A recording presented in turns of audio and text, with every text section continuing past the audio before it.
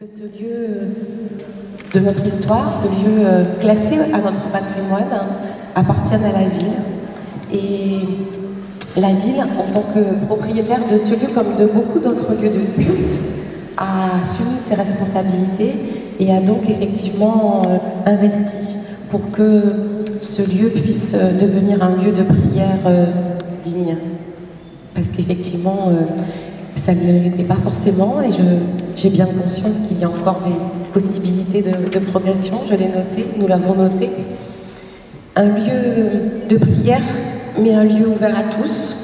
Je sais que c'est un lieu que les promeneurs du bois ont plaisir à découvrir, et je pense que c'est important que ce lieu reste un lieu ouvert, un lieu pour tous, parce que c'est un lieu dans la République, vous l'avez dit, et c'est un lieu de paix.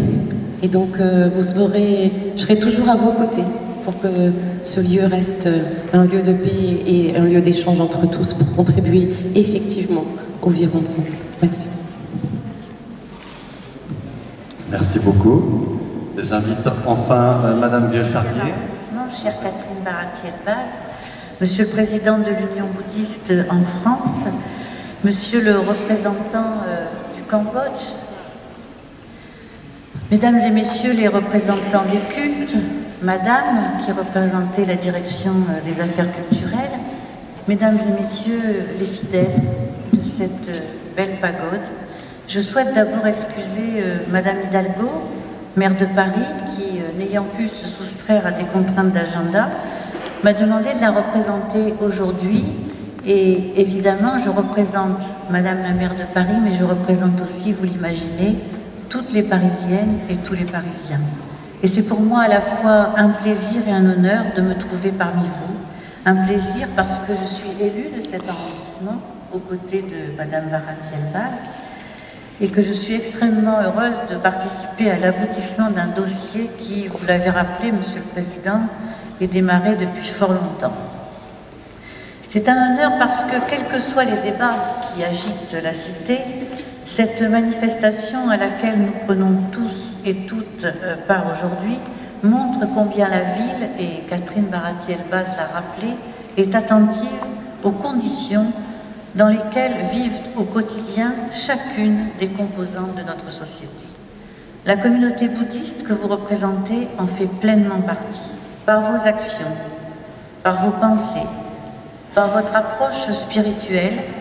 Vous contribuez à la cohésion de la société parisienne bien au-delà des cérémonies organisées ici à la Grande Pagode et qui rassemblent de nombreux pays. Je tiens à saluer ce que j'appellerai votre témoignage quotidien de femmes et d'hommes qui incarnent et inspirent la paix quand tant la réclament en la détruisant dans leur vie quotidienne. Témoignage également de femmes et d'hommes qui travaillent à abolir en eux et autour d'eux toute forme de séparation. Témoignage enfin d'un respect de la vie qui va bien au-delà de la tolérance abstraite et de l'indifférence vaguement bienveillante qui tiennent lieu de bonté aujourd'hui dans notre société. La crise que traverse notre pays, notre société, notre monde prospère sur la division. Et vous y répondez humblement mais fermement en portant ce que j'appellerais l'unité et l'harmonie. Paris est une ville au sein de laquelle des identités différentes cohabitent, débattent, se disputent parfois, mais toujours en s'attachant à vivre ensemble. Antoine de Saint-Exupéry écrivait dans Pilote de guerre « Si tu diffères de moi, mon frère, loin de me léser, tu m'enrichis ». Chaque mot de cette phrase est important et pourrait définir ce que doit être ce vivre ensemble. Car c'est bien la diversité de notre population qui en fait sa richesse. Ce sont bien les cultures et les traditions qui, en se côtoyant, en se mélangeant parfois, en se fondant les unes dans les autres, font que les femmes et les hommes apprennent à se connaître, apprennent à se respecter et finalement à se reconnaître chacun et chacune dans leurs différences.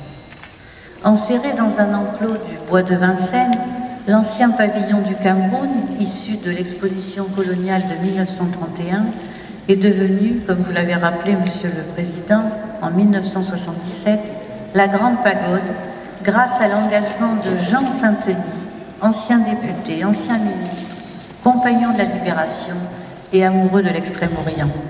C'est aujourd'hui un lieu majeur de l'expression de la communauté bouddhiste, mondialement connu depuis que des reliques du Bouddha y ont été déposées en 2010, et cet édifice est ouvert largement sur le grand public.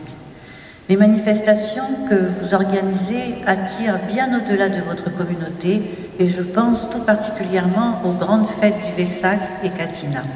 Elles permettent aux promeneurs, aux curieux, de venir s'imprégner d'une culture, mais aussi d'un mode de pensée, d'une philosophie de vie et d'une spiritualité différente de celle que nous connaissons, mais tellement importante pour nous enrichir.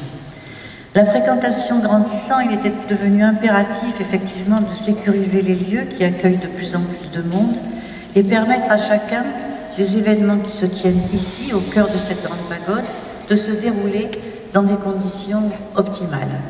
Ainsi, le programme de l'opération de restauration a porté essentiellement sur les façades et la toiture de l'édifice, en prenant en compte les différents épisodes de la vie du bâtiment qui en font son histoire et qui ont construit son identité.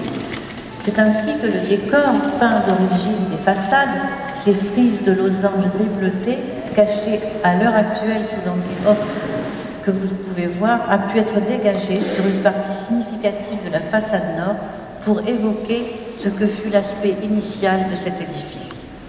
Les travaux entrepris par la ville, avec le concours de l'État, l'édifice étant inscrit au titre des monuments historiques, ont permis de pérenniser un patrimoine provisoire qui aurait pu disparaître, présentant ainsi un mode de construction original qui a franchi le temps. Je souhaite, du fond du cœur, que cette restauration permette à un plus grand nombre de visiteurs et de fidèles de venir découvrir ce lieu si singulier, de s'imprégner de son unité, de son harmonie, et puis de favoriser tous les échanges constructifs pour un message de paix à laquelle je vous sais toutes et tous très attachés. Je vous remercie. Voilà, pas mal.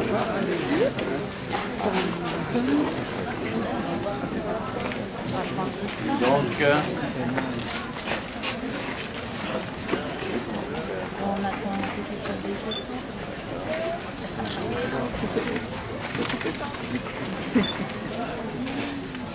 Je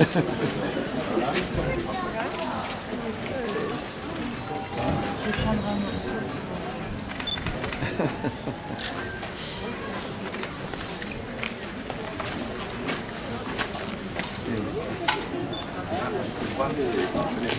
Si c'est filmé.